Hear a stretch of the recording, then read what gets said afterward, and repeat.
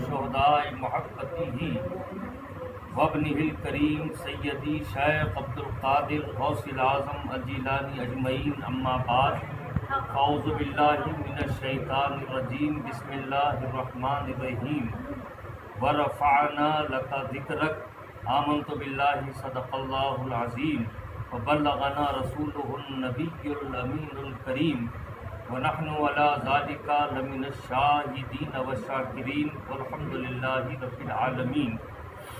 بندہ پروردگارم امت احمد نبی دوست دار چار یارم تابع اولاد علی مذہب حنفیہ دارم ملت حضرت خلیل خاک پائے غوث اعظم زیر سایہ ہر ولی کی محمد سے وفا تو نے تو ہم تیرے ہیں، کی محمد سے وفا تو نے تو ہم تیرے ہیں، یہ جہاں چیز ہے کیا لوح و قلم تیرے ہیں۔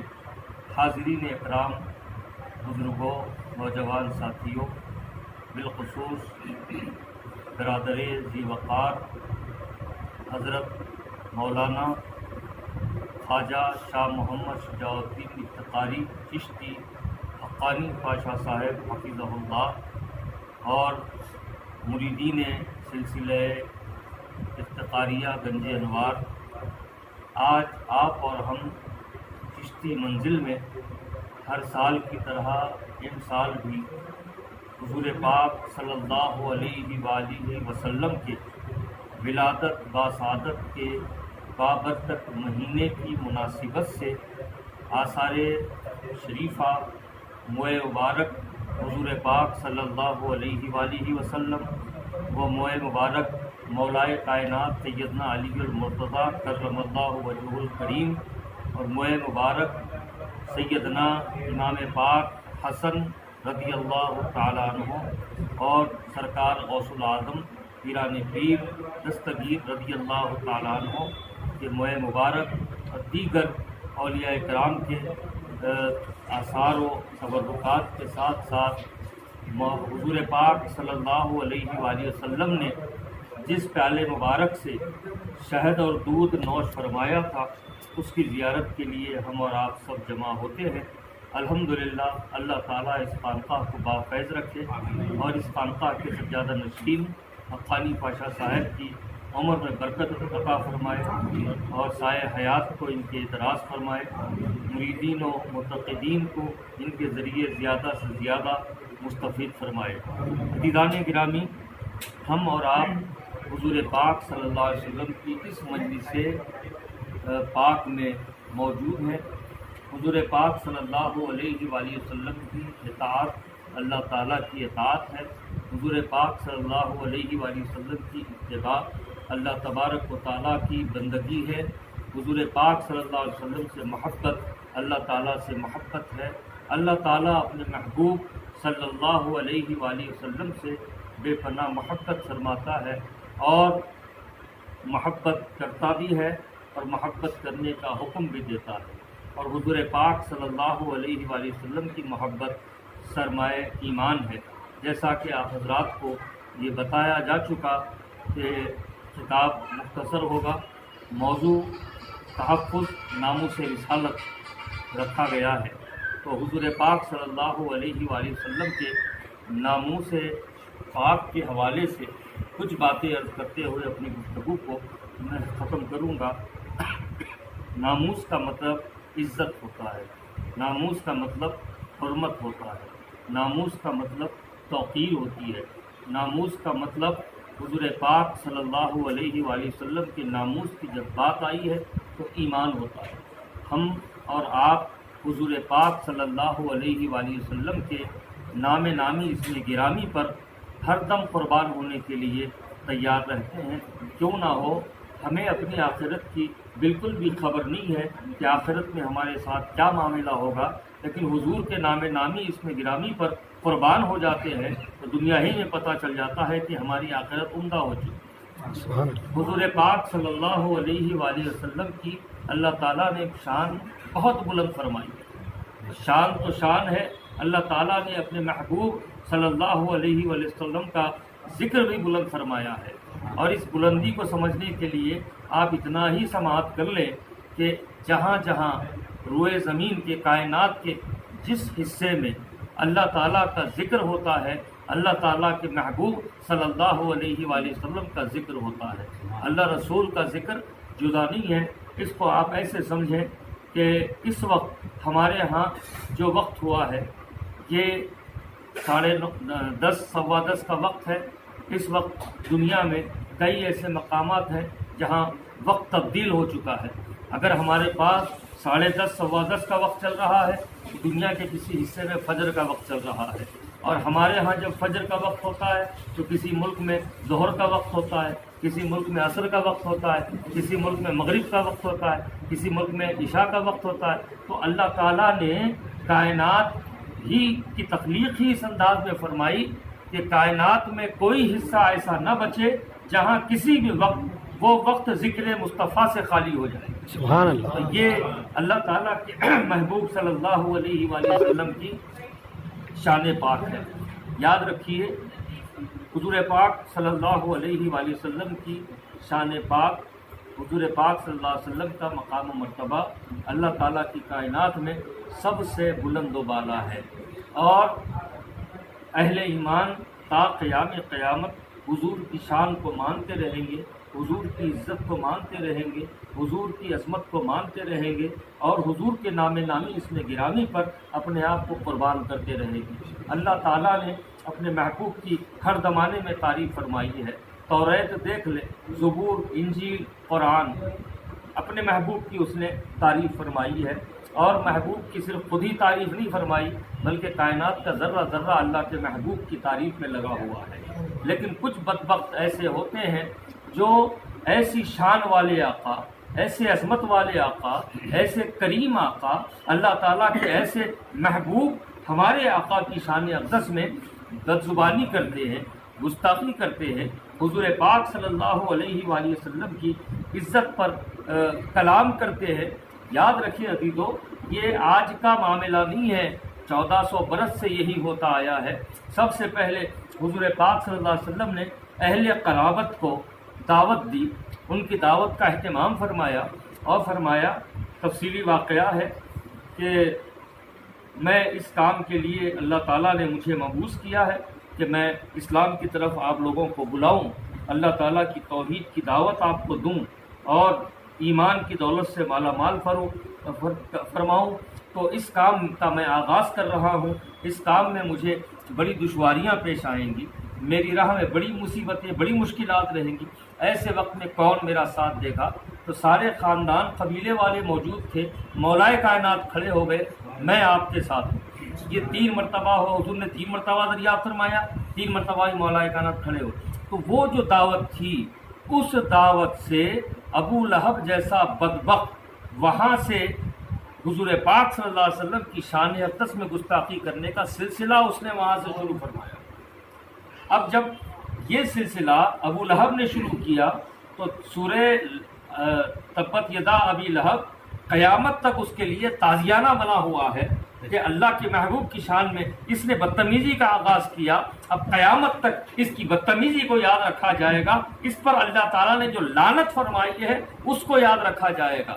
تو یہ سلسلہ 1400 سال سے چلا آ رہا ہے، کیونکہ دشمنان اسلام یہود و نصارہ اس بات سے اچھی طرح سے واقف ہے کہ حضور پاک صلی اللہ علیہ وآلہ وسلم کے دامن پاک سے جو ایک مرتبہ وابستہ ہو جاتا ہے، حضور پاک صلی اللہ علیہ وسلم کی محبت سے جس کا دل محبت رسول کا مدینہ بن جاتا ہے، اس کے پاؤں میں کبھی لڑکھڑاہٹ نہیں آتی، اس کے پاؤں نے الٹا چلنا ہی نہیں سیکھا ہوتا۔ اس کا تجربہ انہوں نے حضرت سیدنا بلال رضی اللہ تعالیٰ عنہ سے کر لیا کہ بڑے ظلم کیے گئے، بڑی زیادتیاں کی گئیں، برہنہ جسم کو گرم گرم ریت پر گھسیٹا گیا، کانٹوں پر گھسیٹا گیا، کوڑے برسائے گئے، بھوکا رکھا گیا، پیاسا رکھا گیا، لیکن سیدنا بلال رضی اللہ تعالیٰ عنہ نے اپنے جو حضور پاک صلی اللہ علیہ وسلم کے دامن پاک سے جو وابستگی انہیں تھی اس میں کوئی کمی نہ آنے دی، بلکہ اس میں اور اضافہ ہوتا گیا۔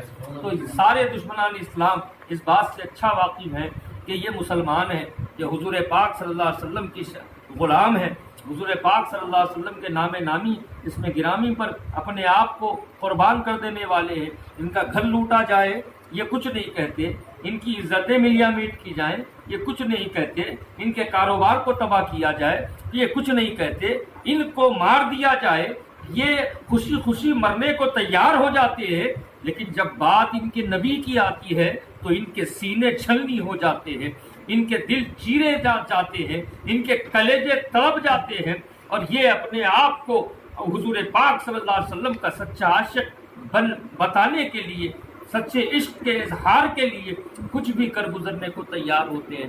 تو یہ دشمنان اسلام کا تجربہ ہے، تو انہوں نے مسلمانوں کی دلداری کے لیے ایک ایسے کام کو ہتھیار بنایا جو سوائے ان کے لیے سوائے لعنت اور ملامت کے ان کو کچھ حاصل ہونے والا نہیں ہے، کیونکہ حضور پاک صلی اللہ علیہ وسلم کی شان تو بہت بلند و بالا ہے۔ اللہ تعالیٰ نے تو آپ کے ذکر کو بھی بلند فرمایا ہے، اب ذکر کو بلند فرمایا، ذکر اونچا ہو گیا۔ اب یاد رکھیں، جب کوئی آسمان کو اپنے تھوک کے ذریعے داغدار کرنا چاہتا ہے، آسمان کا کچھ نہیں بگڑتا، آسمان تو شامیانہ تانے ہوئے موجود ہے، یہ داغدار کرنے کی کوشش کرنے والوں کے چہرے داغدار ہو جایا کرتے ہیں، ان کے چہرے ان کے اپنے تھوک میں ملیا میٹ ہو جایا کرتے ہیں۔ برادر ذی وقار مولانا شاہ محمد شجاع الدین افتخاری صاحب کو یہ اچھی طرح یاد ہوگا کہ 2005 یا 2006 تھا جو خاکوں ڈنمارک میں کارٹونوں کا مسئلہ ہوا تھا، اور حیدرآباد میں بھی اجلاس علماء اکرام و مشائخ اعظام کی جانب سے اور خود مجلس کی قیادت کی جانب سے اجلاس منعقد ہوئے تھے۔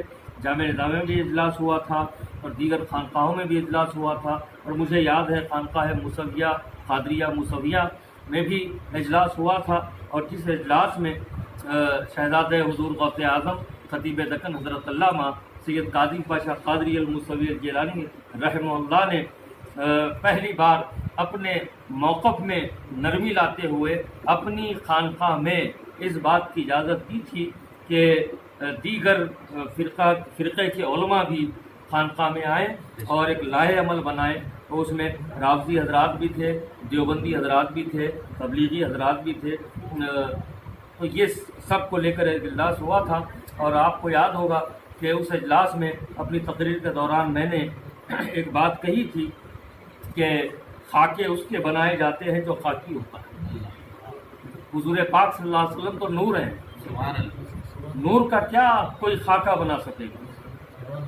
جس کا اللہ تعالیٰ نے سایہ ثانی نہیں بنایا اس کا خاکہ کون بنا پائے گا؟ اور حضور پاک صلی اللہ علیہ وسلم کا جسم پاک تو یہ ہے کہ اللہ تعالیٰ نے آپ کے جسم پاک کا سایہ بھی نہ رکھا، اگر سایہ رکھا ہوتا تو کوئی یہ کہہ دیتا کہ کون کہتا ہے کہ حضور کے جیسا کوئی نہیں، دیکھو جب حضور دھوپ میں نکلتے ہیں تو حضور کا سایہ تو موجود ہے جو حضور کی طرح ہے۔ تو اللہ تعالیٰ نے یہ بھی خیال کو اللہ تعالیٰ نے بند فرما دیا اور اپنے حبیب پاک علیہ الصلوۃ و تسلیم کے جسم پاک کو بے سایہ بنایا۔ تو عزیزان گرامی، اب حالیہ دنوں میں فرانس میں حضور پاک صلی اللہ علیہ وسلم کی شان اقدس میں ایک ٹیچر نے کچھ خاکے بتا کر اپنے اسٹوڈنٹس کے سامنے حضور پاک صلی اللہ علیہ وآلہ وسلم کی شان اقدس و اعلیٰ میں کچھ نازیبا کلمات کہے، لیکن اسے پتہ نہیں تھا کہ وہ یہ گندگی کر رہا ہے، دراصل وہ اپنی موت کے قریب ہو رہا ہے، وہ اپنے موت کے قریب ہو رہی ہے۔ اب ان اسٹوڈنٹس میں ایک حضور پاک صلی اللہ علیہ وسلم کے غلام کا بیٹا بھی موجود تھا، اس نے اپنے والد کو جا کے بتایا کہ آج ہماری ٹیچر نے اس طرح حضور پاک صلی اللہ علیہ وسلم کی شان میں گستاخی کی ہے۔ تو وہ حضور پاک صلی اللہ علیہ وسلم کا غلام اس کا گلا کاٹ دیا اور کچھ ہی دیر بعد پھر اس کو گولیوں سے بھون دیا گیا، گولیوں سے اس کو شہید کر دیا گیا۔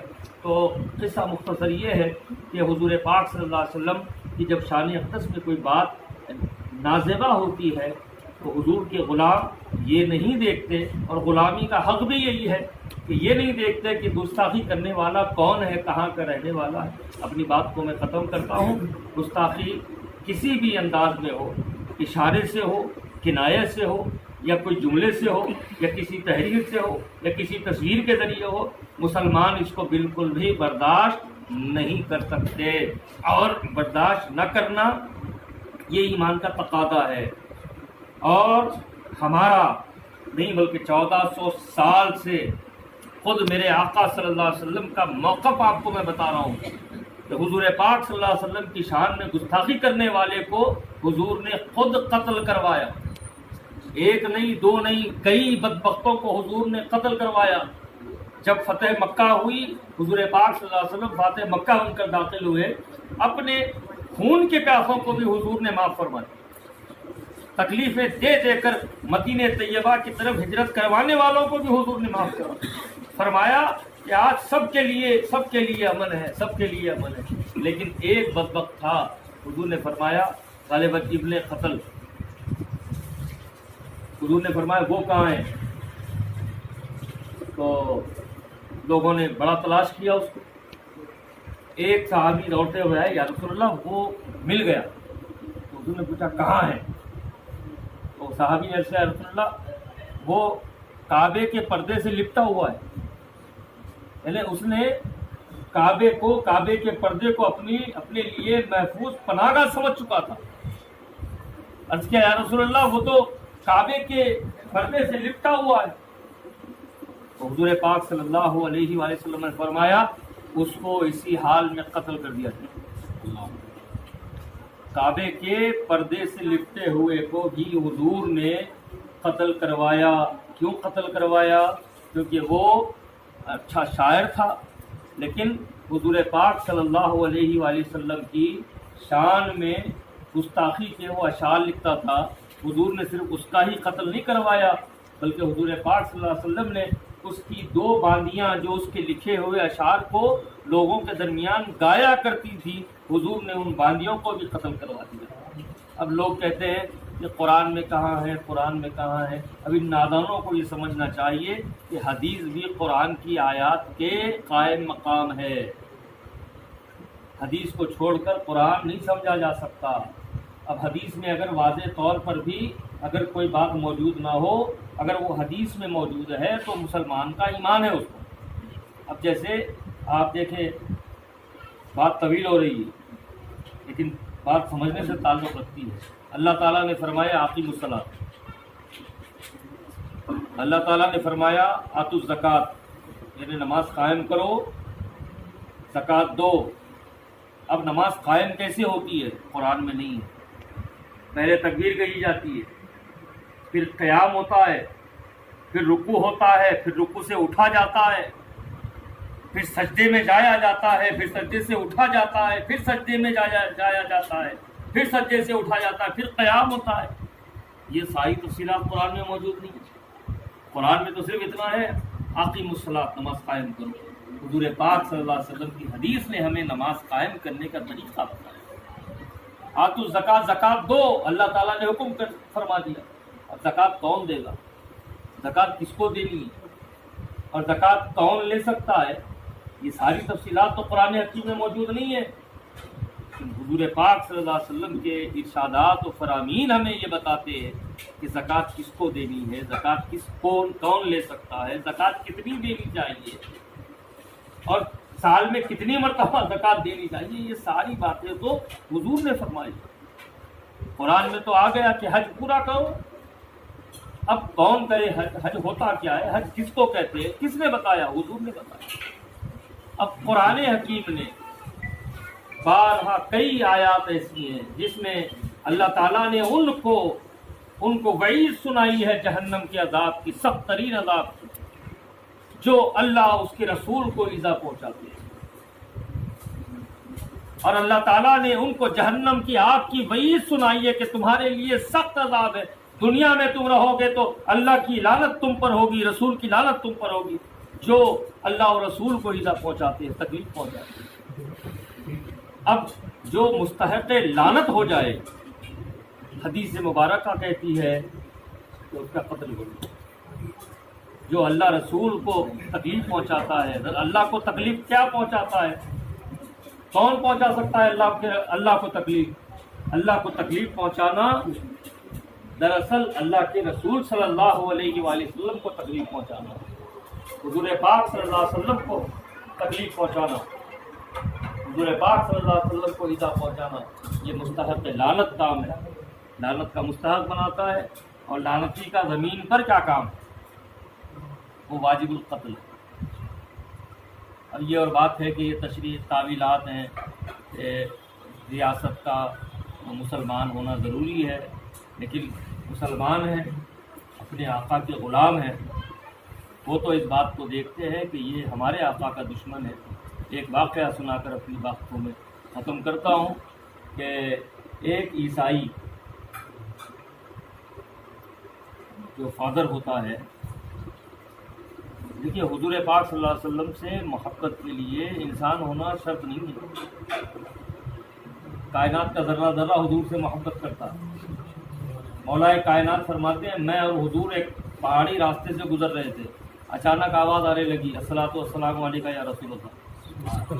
میں ادھر ادھر حیرانی سے دیکھنے لگا کہ آواز کہاں سے آ رہی ہے۔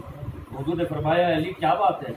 مولا کائنات نے کہا یا رسول اللہ سلام کی آواز تو آ رہی ہے، درود و سلام کی، لیکن درود و سلام پڑھنے والے نظر نہیں آ رہے ہیں، معاملہ کیا ہے؟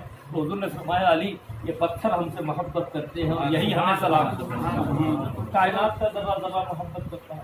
تو ایک عیسائی فادر جو ہے حضور پاک صلی اللہ علیہ وآلہ وسلم کی شان اقدس میں مجمع میں کھڑا گستاخی کر رہا تھا، اور وہیں پہ ایک کتا اپنے مالک کے ہاتھ میں جو زنجیر تھی اس کو بندھا ہوا تھا، وہ کتا بے چین ہو گیا۔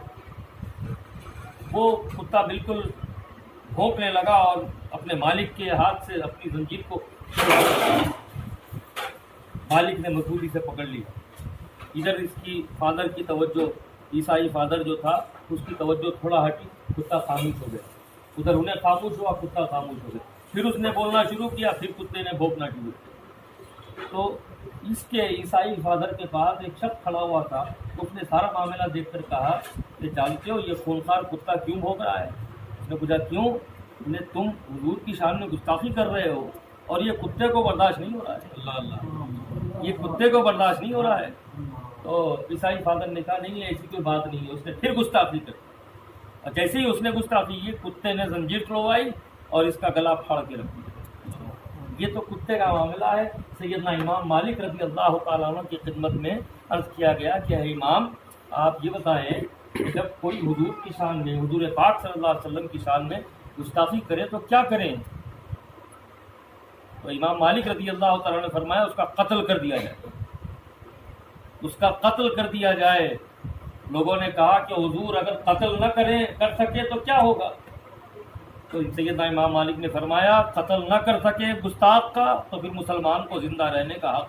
اللہ، اور فرانس میں گستاخی ہو رہی ہے۔ قرآن حکیم نے گستاخ رسول کو ایک نام دیا ہے زعیم، اس کا معنی ہوتا حرامی، یعنی جو حضور کا گستاخ ہوتا ہے وہ حرامی ہے۔ فرانس میں گستاخی ہو رہی ہے اور بہت سے لوگ، خود وہاں کا صدر بھی اس کی تائید میں لگا ہوا ہے۔ اب بات سمجھ میں آئی کہ ایک گوگل پر ایک لسٹ موجود ہے، اس میں جو ہے سب سے زیادہ پوری دنیا میں یعنی 64.2 یا 62.4% ہے حرامی بچوں کا،